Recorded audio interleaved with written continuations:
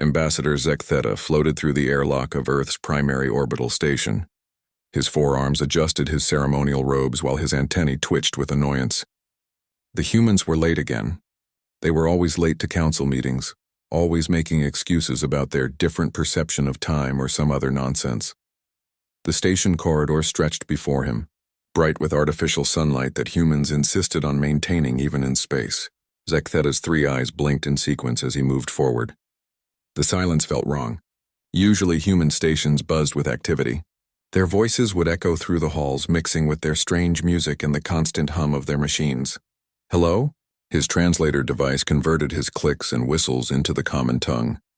Ambassador Chen? Director Martinez? No answer came back. Zek Theta moved deeper into the station. The human delegation office doors stood open. Inside, everything looked perfect. Too perfect. The desks were clear. The computers were off. Even the coffee machine, that sacred human device they refused to work without, sat clean and empty. A feeling crawled up Zek Theta's spine. He had visited hundreds of abandoned places in his long life. Dead colonies, destroyed ships. This felt different. This didn't feel like destruction or panic. This felt like departure. His communication device buzzed. High Counselor Vex appeared on the screen. His gray skin flushed purple with frustration. Ambassador, why have the humans not arrived at the council chamber? High Counselor, I am at their station now. There is no one here. What do you mean, no one? Check their quarters. Zek Theta spent the next hour searching. Every room told the same story. Beds were made. Clothes were gone. Personal items had vanished. The humans hadn't fled. They had packed. More calls came in. The mining stations around Jupiter, empty. The colony on Mars, abandoned. The massive shipyards near Neptune, silent. Even Earth itself, when the Council finally broke protocol and scanned it directly, showed no human life signs. 8 billion humans had simply vanished. The Galactic Council convened an emergency session. Representatives from 57 species gathered in the Great Chamber, their voices creating a chaos of sounds that the translators struggled to process. Order. High Counselor Vex slammed his ceremonial staff against the floor. We must approach this systematically. How do 8 billion beings just disappear? Demanded Representative Thok of the warrior clans. My people detected no weapons fire, no massive energy signatures, nothing. Perhaps they destroyed themselves, suggested the ethereal ambassador, her gaseous form swirling with colors of contemplation. Humans were always so violent. No. Zek Theta stood, his datapad glowing with information. I have been analyzing their departure. Everything was planned. They shut down their fusion reactors in sequence. They locked their stations with standard protocols. They even left maintenance instructions for their abandoned facilities.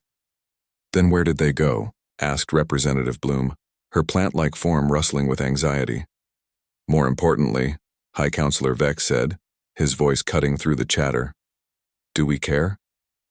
The chamber fell silent. Vex continued, standing to his full height. For 100 cycles, humans have been nothing but trouble. They questioned every law. They pushed every boundary. They insisted on exploring regions we deemed too dangerous. They made alliance with species we deemed too primitive. Perhaps this is the galaxy's fortune. Murmurs of agreement rippled through the chamber. The humans had been exhausting, always arguing about ethics and fairness, always protecting weaker species that contributed nothing to the Council, always volunteering for dangerous missions no one asked them to take. I propose, Vex said, that we seal human space and continue without them. All in favor? The vote was 43 to 14. Within days, the Council declared humanity's departure a voluntary withdrawal from galactic society. Their empty worlds were marked as restricted zones. Their abandoned stations were set to automatic maintenance. The galaxy moved on, or tried to. The first sign of trouble came from the outer rim. Captain Hextor of the merchant vessel Silverwing sent a distress signal. The pirates are back. Sector 7 is overrun. Where are the human patrol ships?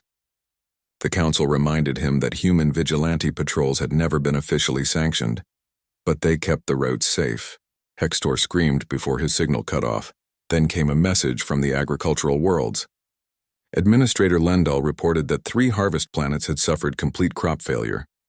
The humans always helped us adjust the soil composition. They had some kind of understanding about nitrogen cycles and bacterial balance. Without them, the council assured her that their own scientists would solve the problem. The medical station at Proxima Centauri sent an urgent request. We need more broad-spectrum antibiotics. The human pharmaceutical labs on Titan produce 70% of our supply. Our reserves are running low. The council promised to establish new production facilities. Each day brought new problems, small at first. A shipping route became too dangerous without human pilots willing to navigate asteroid fields. A peace negotiation fell apart without human mediators who somehow understood both sides. A colony's water purification system failed, and no one knew how to fix the simple human technology. High Counselor Vex stood in his private office, looking out at the stars. His aide, a young Zalathi named Krem, stood nervously beside him. "Tell me honestly," Vex said quietly, "how many of these problems are connected to the human departure?" Krem's scales shifted color, a sign of discomfort. "High Counselor, the official position is—" "I asked for honesty, not the official position." Krem hesitated, then pulled up his datapad. 37% of shipping delays, 52% of medical shortages, 18% of agricultural failures, 29% of mechanical system failures, and, he paused, and 100% of what we classified as miscellaneous crisis interventions. The humans were apparently handling situations we didn't even know existed. Vex turned from the window. "What kind of situations?" "Mediating between hive mind species and individuals. Translating for species whose languages our systems couldn't process. Providing emergency repairs for older stations still using human-designed systems. Preventing conflicts by simply being present in tense situations. They made themselves essential," Vex said slowly. "While we were complaining about their inability to follow proper protocols, they were weaving themselves into every aspect of galactic society. It appears so, High Counselor." Vex dismissed his aide and returned to staring at the stars. Somewhere out there, 8 billion humans had gone to. Where? Another galaxy? Another dimension? Were they watching? Were they waiting? A memory surfaced from 50 cycles ago. A human diplomat, Ambassador Sarah Chen, had stood before the council after they had rejected another human proposal to help a struggling species. "You think we're problematic," she had said calmly. "You think we're too involved, too emotional, too chaotic. But one day you might discover that problems aren't always what they seem. Sometimes the thing you think is your biggest problem is actually your solution to problems you don't even know you have." The council had laughed at her dramatic human sentiment. Now, standing in his office as reports of failing systems poured in, Vex wasn't laughing. The humans had left no demands, no threats, no angry farewell.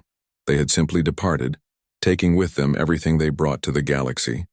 And in their absence, the truth was becoming clear. The humans hadn't been the galaxy's problem. The galaxy had failed to recognize its solution.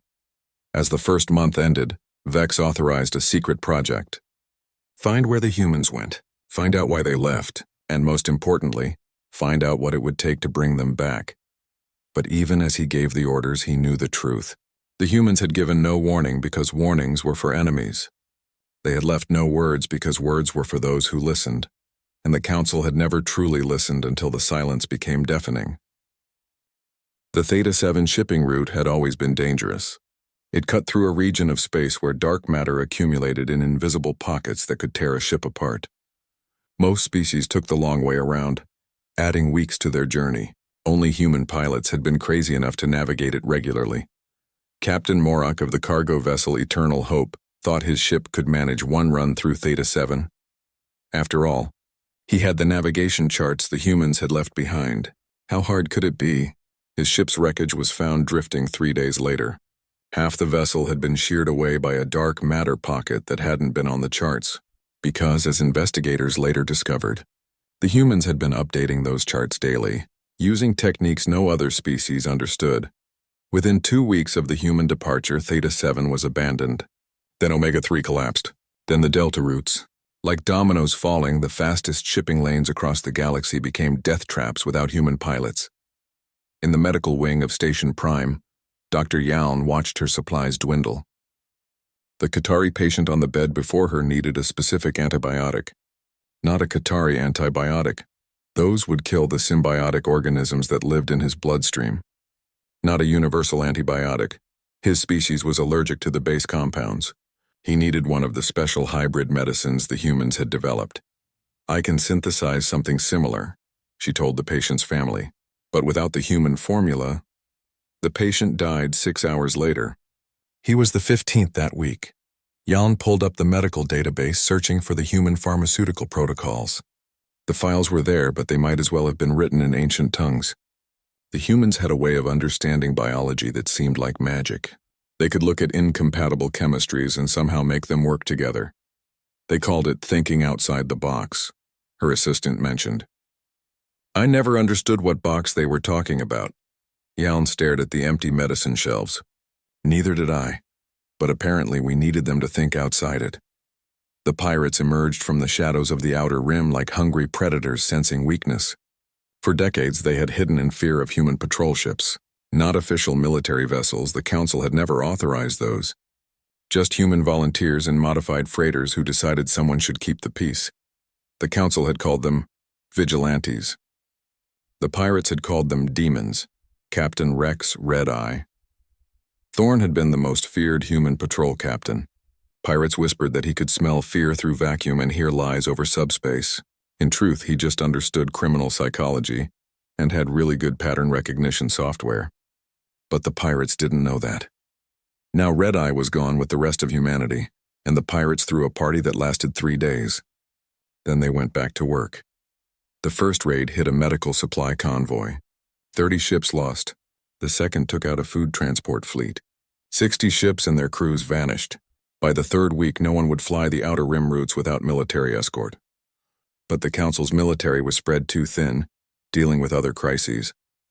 High Counselor Vex called another emergency session. The chamber was fuller this time. Many representatives had returned from their home systems to demand action. "The Hive Wars have reignited," announced the collective representative. "Their 1,000 voices speaking as one. Without human mediators, we cannot communicate with the singular species. They think we are trying to absorb them. We think they are rejecting unity. Blood has been spilled. My world's crops are dying," Representative Bloom added, her leaves wilting with distress. "The humans knew something about soil bacteria that we cannot replicate. They would visit once per season, add something to our fields, and everything would grow. Now nothing grows. 18 of our colonies have lost power," rumbled Representative Thok. "They all used human fusion reactors. The maintenance instructions they left are useless. The reactors require some kind of intuitive adjustment that only humans could perform." Vex raised his staff for silence. "We have our own scientists, our own pilots, our own doctors. We existed before the humans arrived. We can exist without them. Can we?" The question came from Kretok, a young analyst who had never spoken in the chamber before. She stood, her blue scales shimmering with nervous energy. "I have been analyzing our systems. Would the Council like to know how many critical processes involved human participation?" "That is not necessary," Vex began. 473, Kretok continued. "Transport routes, medical procedures, agricultural systems, conflict mediation, emergency response, technical maintenance, translation services, educational programs, research initiatives. Enough." Vex slammed his staff. "The humans made themselves seem essential. But no species is irreplaceable." "Then replace them," challenged Representative Zara of the Silicon Alliance. "Show us one system that has been successfully maintained without human involvement."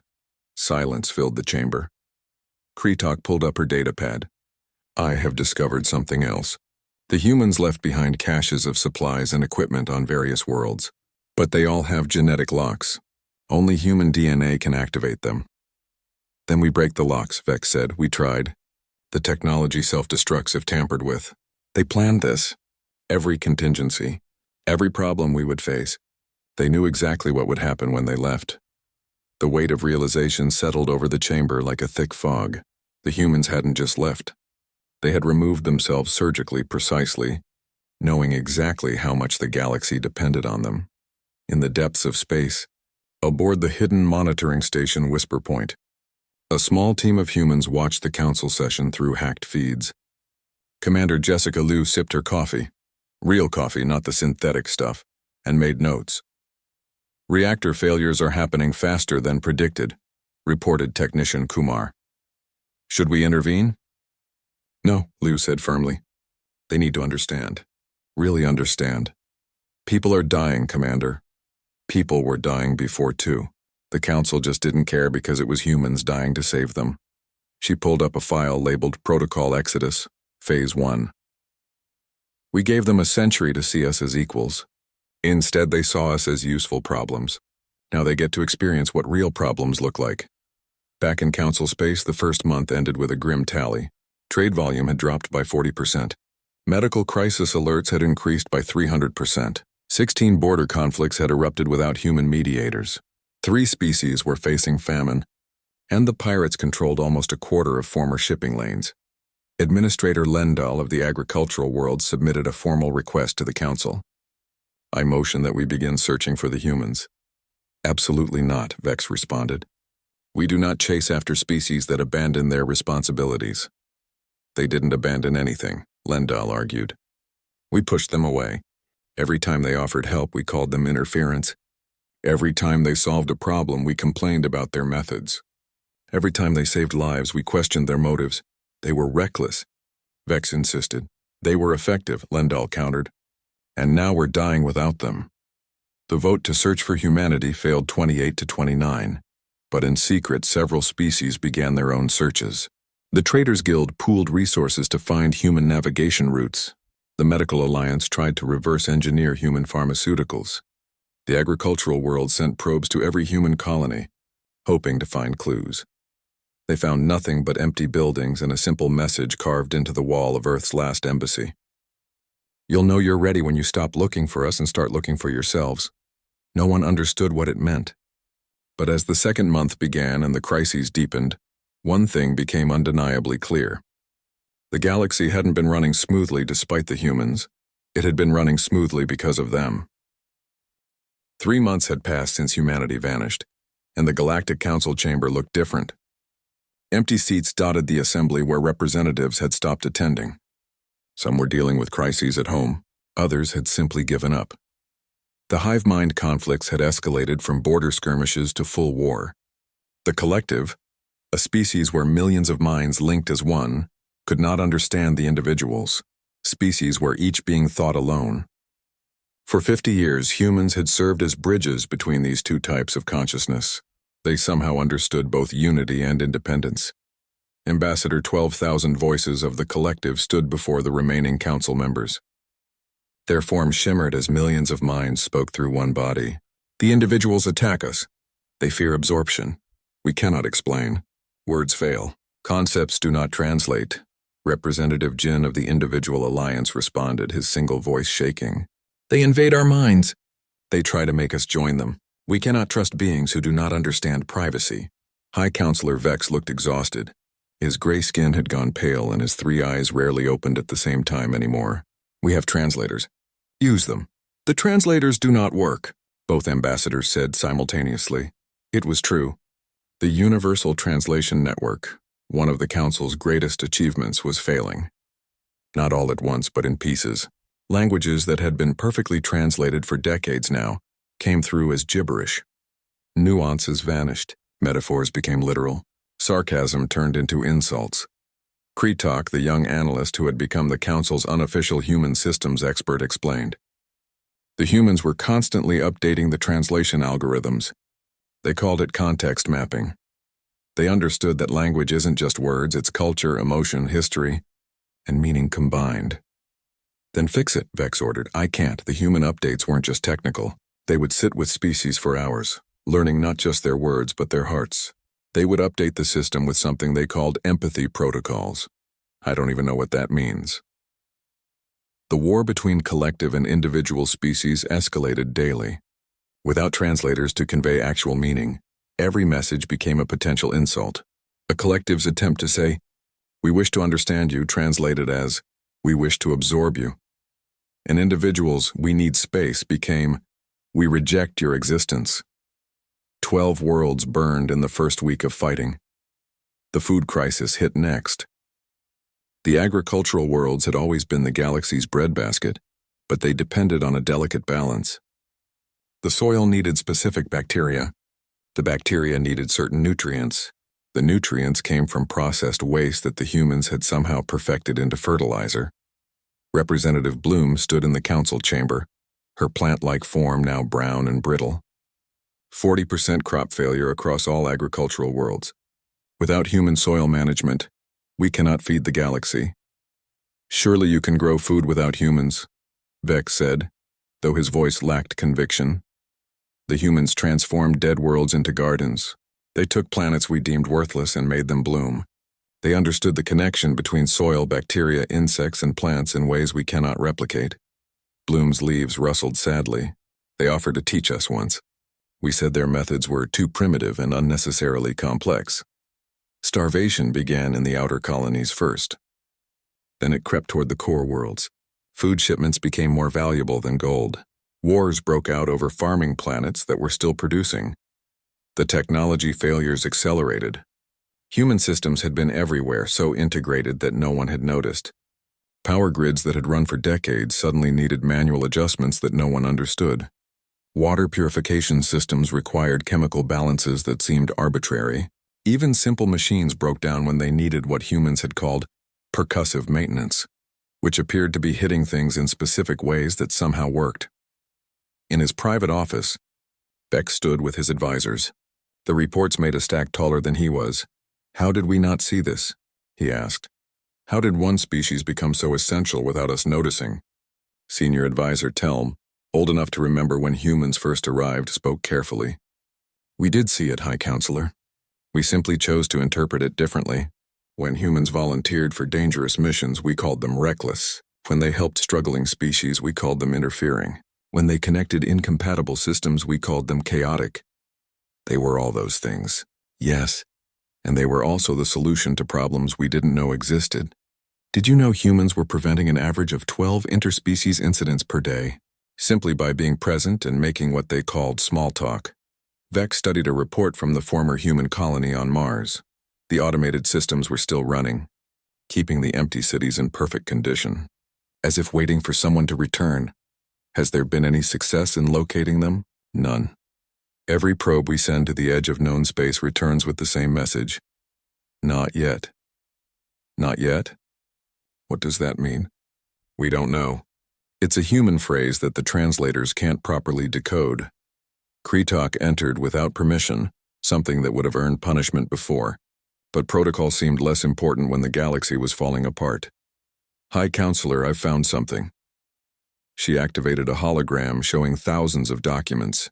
The humans left files in their computers, not technical manuals or scientific data. Stories, millions of stories. Stories. Why would they leave stories? I've been reading them. They're about species learning to work together, about finding value in differences, about strength through diversity, about, she paused, about councils that didn't listen until it was too late. Fiction, Vex dismissed. Human imagination, or warnings we ignored, Kretok suggested. One story written 50 years ago describes exactly what's happening now. A species that does everything for others, never recognized until they leave and everything collapses. Coincidence. The title of the story was Protocol Exodus. Vex's eyes all opened at once. The same name as their departure plan. Yes, they've been planning this for 50 years, High Counselor. Every story was a warning. Every offer to teach us was a chance. Every time we called them problematic, they updated their departure timeline. The weight of realization was crushing. The humans hadn't suddenly decided to leave. They had given the galaxy half a century of chances to see them as equals, as partners, as necessary, and the galaxy had failed every test. A urgent alert interrupted them. The southern spiral had gone dark. Not conquered or destroyed, just dark. All communication cut off. Ships sent to investigate didn't return. Then reports came in from refugees fleeing the region. They spoke of systems in perfect order, worlds still functioning, but no one was allowed to enter. Automated defenses, clearly of human design, turned everyone away. They're still here, Kretok whispered. The humans never left the galaxy. They just closed their borders to us. Vex stood slowly. Call the emergency session. All representatives, all species, even those at war. What will you tell them? The truth. that we drove away the only species that was holding us together. And now we need to figure out how to convince them we're worth saving. The chamber filled despite the ongoing crises. Representatives who hadn't spoken to each other in months stood side by side.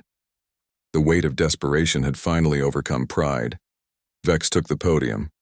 For the first time in his career, he did not stand straight. He did not project authority. He looked exactly like what he was, a leader who had failed to lead. 3 months ago, humanity departed. We celebrated. We called it fortune. We were wrong. He paused, looking at the empty seats where human representatives once sat. I was wrong. The chamber was silent. The humans didn't abandon us. We abandoned them. Every day for 100 years they showed us who they were. Protectors, healers, builders, connectors, and we called them problematic. He pulled up a display showing the galaxy. Large sections were now marked in red, systems in crisis or collapse. We have a choice.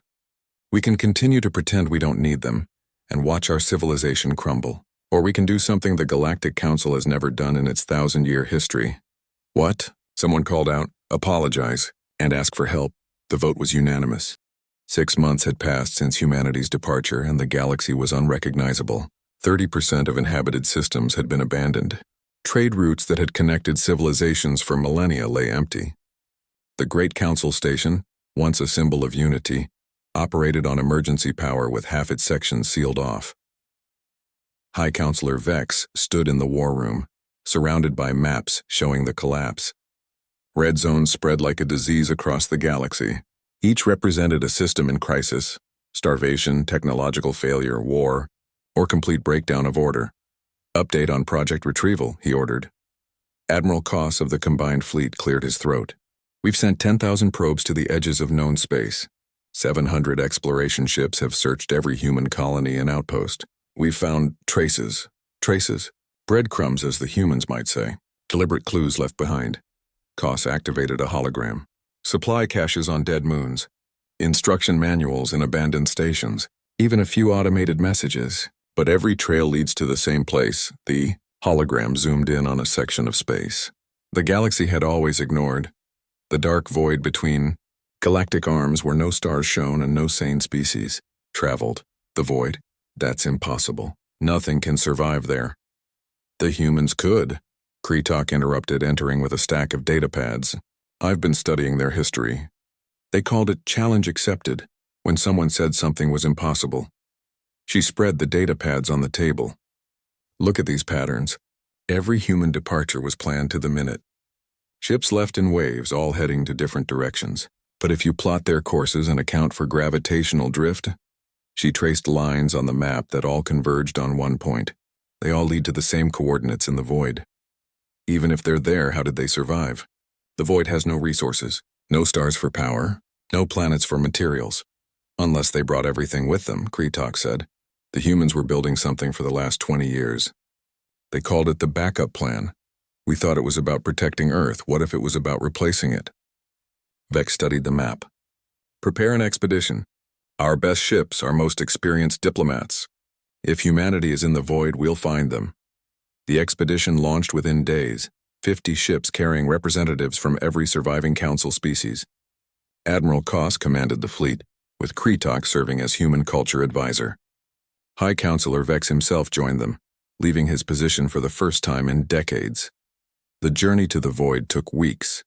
As they traveled, they passed through system after system that told the story of humanity's importance. Mining stations that had produced rare minerals sat idle because only humans had been willing to work in the dangerous conditions. Research facilities were abandoned because humans had been the ones asking the questions no one else thought to ask. Refugee camps overflowed because human aid workers no longer managed them. Sir, the sensor operator announced as they approached the void's edge. I'm detecting something. Energy signatures, but nothing our systems recognize. On screen, the view screen showed darkness. Not the darkness of normal space with distant stars, but absolute blackness. Then suddenly a light. A single small space station floating in the nothing. Hail them, Vex ordered. The screen flickered to life. A human appeared, middle-aged, wearing a simple gray uniform. He smiled the way humans did when they knew something others didn't. High Counselor Vex, we've been expecting you. You're human? Administrator Jacob Chen. Welcome to Checkpoint Alpha. I assume you're looking for humanity. Yes, the galaxy needs... I know what the galaxy needs.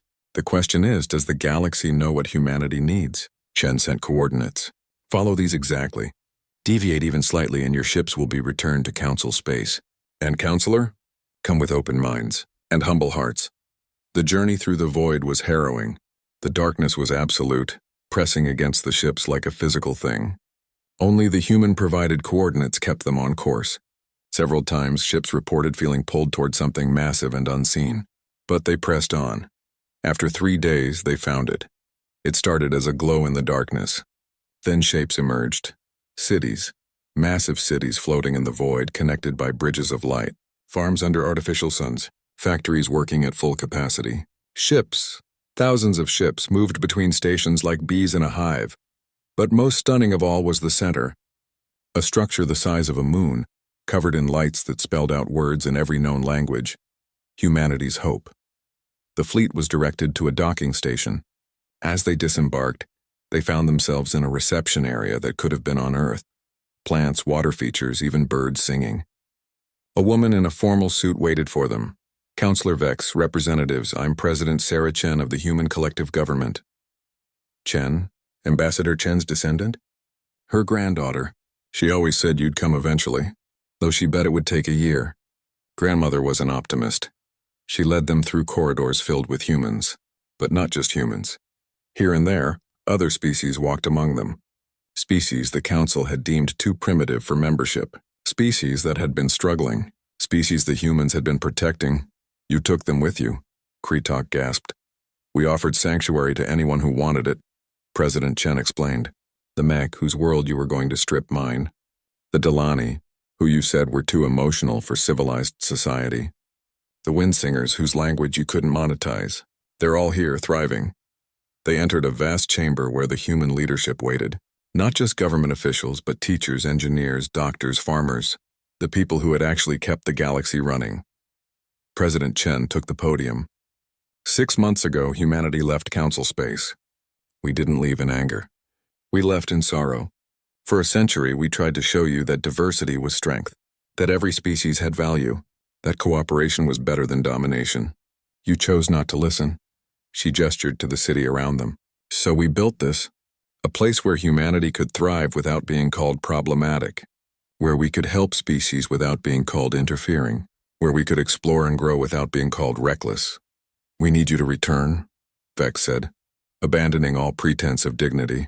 The galaxy is dying without you. We know. We've been monitoring everything.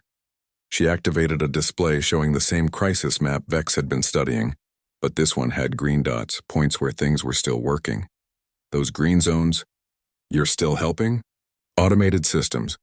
Emergency interventions. We're not monsters, Counselor. We won't let innocents die, but we won't return to being treated as second-class citizens who are only valuable for what we can do for you. What do you want? Vex asked. President Chen smiled. First, for you to understand something. Come with me. She led them to an observation deck looking out at the human city. Children played in parks under artificial suns. Artists painted murals on massive walls. Scientists worked in labs visible through transparent aluminum. It was vibrant, chaotic, alive. This is humanity without the Council's constraints. No protocols limiting our curiosity. No regulations stopping us from helping. No votes deciding if saving lives is worth the resources. She turned to face them. We don't need you, Counselor. You need us. The weight of that truth hung in the air. But, she continued, humanity has never been about need. We're about choice, and we choose to offer you a chance. She handed Vex a data pad. Our terms, non-negotiable. Vex read, his 3 eyes widening. Human representatives in every decision-making body. Human methods respected, not just tolerated. The words Death Worlder and problematic species banned from official use. Protection for all species, regardless of their development level. And most importantly, humanity would maintain their void cities as insurance against future prejudice. This would fundamentally change the Council. Yes, it would make it what it always should have been, a partnership of equals. And if we refuse? President Chen gestured to the thriving city around them. Then we continue as we are. We'll prevent complete collapse, keep the absolute minimum running. But the galaxy will never again be what it was. That version depended on human sacrifice and servitude. This version depends on human partnership and respect. Vex looked at his fellow representatives. He saw fear, desperation, but also something else, understanding. They had spent 6 months learning what humanity truly meant to the galaxy, not just as workers or problem solvers, but as the conscience they had ignored, the heart they had rejected, the future they had feared. "We need time to discuss," Vex said, "of course. You have 3 days. After that, we assume you've chosen to continue without us, and we'll formalize our separation permanently." As they were escorted to guest quarters, Kretok walked beside Vex. They planned this perfectly. Every detail. "Even this moment, yes," Vex agreed. "And they're offering us something we don't deserve, a second chance." Will the Council take it? Vex thought of the dying galaxy behind them and the thriving human city around them. Do we have a choice? That night, as the representatives debated humanity's terms, a child's laughter echoed through the human city. It was a sound that had been missing from council space for 6 months. The sound of unrestrained joy, and in that moment everyone understood what they had truly lost when humanity departed. 1 year had passed since humanity's silent departure, and the Galactic Council no longer existed. The great chamber where 57 species once voted on the galaxy's future stood empty. The station's lights flickered on emergency power. Most ambassadors had returned to their dying worlds, trying to save what they could. Former High Counselor Vex floated alone in the chamber looking at the empty seats. His reign had ended 3 months ago when the council formally dissolved. There was no point in governing a galaxy that could no longer function. The statistics were devastating. Half of all inhabited systems had collapsed completely. Trade between surviving worlds had dropped by 80%. 3 species had gone extinct, not from war or disaster, but from cascading failures the humans had been quietly preventing. His communication device buzzed. Kretok appeared on screen, transmitting from her ship. "Sir, we're detecting something. Massive energy signatures just beyond sensor range. The humans? Unknown. But the signature matches human technology." Vex moved to the observation deck. Other survivors gathered. Former ambassadors, traders, scientists, all watching the screens as massive shapes emerged from subspace. Ships, hundreds of them. Human ships, but they didn't approach. They waited just outside council space like parents watching children who needed to ask for help, but hadn't found the words yet. A message came through on all channels. President Sarah Chen appeared, looking exactly as she had 3 months ago when the council had rejected humanity's terms. "Former members of the Galactic Council, we told you 3 days. You chose pride over survival. The council chose to dissolve rather than accept humans as equals. Now 1 year after our departure, we have a question. Are you ready?" Vex activated his transmitter. "President Chen, I am no longer High Counselor. The council no longer exists. I speak only for myself when I say, we were fools. Yes, you were. But that's not what I asked. Are you ready?" "Ready for what?" "To learn. To truly learn. Not just how to use our technology or follow our methods, but to understand why humanity works the way it does." She sent new coordinates. "Any species or individual who wishes to negotiate with humanity, come to these coordinates. Come without weapons, without pride, without assumptions. Come as students, not masters." The journey to the coordinates was different this time. Instead of the terrifying void, they found themselves in normal space, approaching what looked like a small moon. As they got closer, they realized it wasn't natural. The entire moon had been converted into a station, part city, part school, part embassy. The docking bay was enormous, designed to accommodate ships from every known species. But what struck Vex most were the small details. The gravity adjusted automatically for each species. The atmosphere shifted to comfortable levels. The lighting changed to match each visitor's preferences. Humans had built this place to welcome everyone. President Chen met them personally, but this time she wasn't alone. Representatives from dozens of species stood with her, the ones humanity had saved and taken with them. "Welcome to Unity Station," she said. "This is our proposal. Not a return to the old ways, but something new." She led them through the station. In one section, human teachers worked with young beings from various species, teaching not just science, but art, music, philosophy. In another, Mixed species teams worked on solving problems together, humans serving not as leaders but as facilitators. This is what we were trying to build in council space, Chen explained. But you wouldn't let us. Every time we helped a struggling species, you called it interference. Every time we brought different groups together, you called it chaos. So we built it here instead. They entered a massive conference room. The table wasn't the hierarchical rectangle of the council chamber, but a circle where every seat was equal. Chen took a seat not at the head but among equals. The old council is dead, she began. Good, it needed to die. It was built on hierarchy, on some species being more valuable than others. We proposed something different. The Galactic Alliance. She activated a hologram showing the new structure. Every species gets a voice. Decisions are made by consensus, not domination. Resources are shared based on need, not power. And humanity. She paused, looking directly at Vex. Humanity will serve as mediators, teachers, and protectors. But as partners, not servants. As equals, not tools. And if species refuse? Asked former Representative Thuck. Then they're free to continue alone. We'll maintain basic humanitarian aid to prevent extinction. But they won't have access to human technology, trade routes, or protection. That's extortion. Someone shouted. No, Chen replied calmly. That's choice. For a century, you took our help while treating us as inferiors.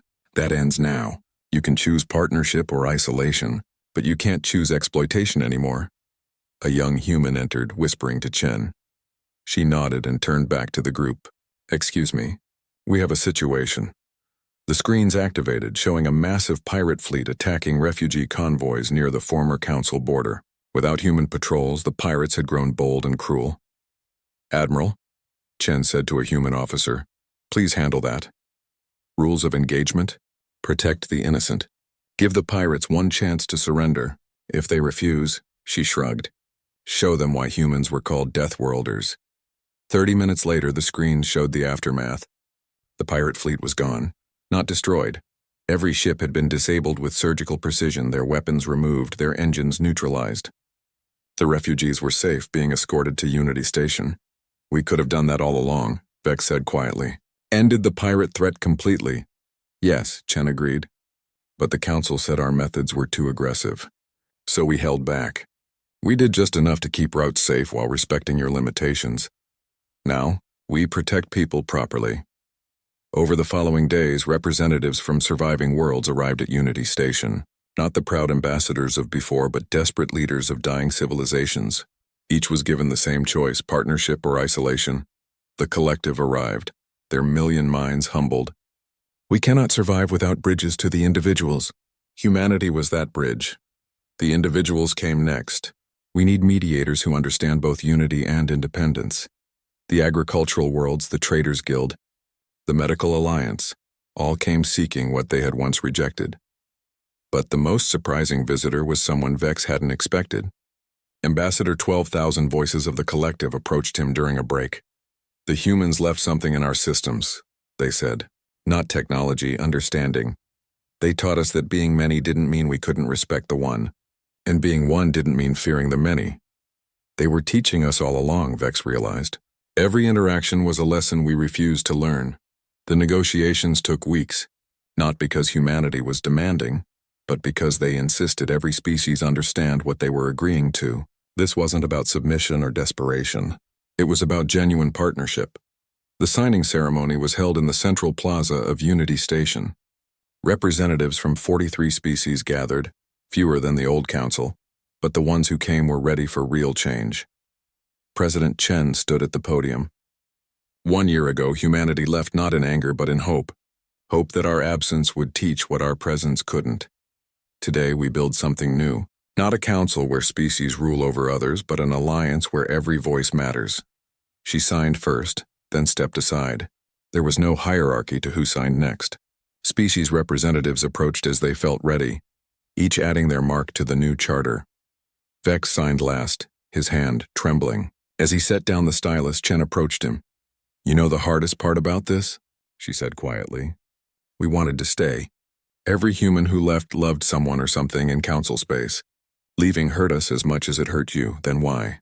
Because sometimes the only way to show someone your value is to show them your absence. The council would never have seen us as equals while we were there being useful. You had to lose us to understand us. The first ships returned to Council space, now Alliance space, within days. Human engineers immediately went to work repairing failing systems. Human doctors rushed to hospitals with medicine. Human teachers returned to schools that had been empty for a year. But it was different now. They didn't work in the shadows or accept dismissive treatment. They worked as partners, teaching others their methods, sharing their knowledge freely with those who were ready to learn. The galaxy began to heal, not just returning to what it was, but becoming something better. The rigid hierarchies dissolved. Species that had never been allowed council membership were welcomed into the Alliance. Cooperation replaced domination. 6 months into the new Alliance, Vex visited Earth. The planet that had been empty for 18 months was alive again. Cities hummed with activity. Children played in parks. The orbital stations welcomed ships from every member species. He found President Chen in New Geneva, in the office that had once housed Earth's ambassador to the Council. Was it worth it? He asked. The year of suffering? The deaths that could have been prevented? Chen looked out at the city, then at the stars above. Ask me in 100 years. When species work together as equals, when no voice is dismissed as problematic, when the galaxy has learned that strength isn't about who commands but who cooperates,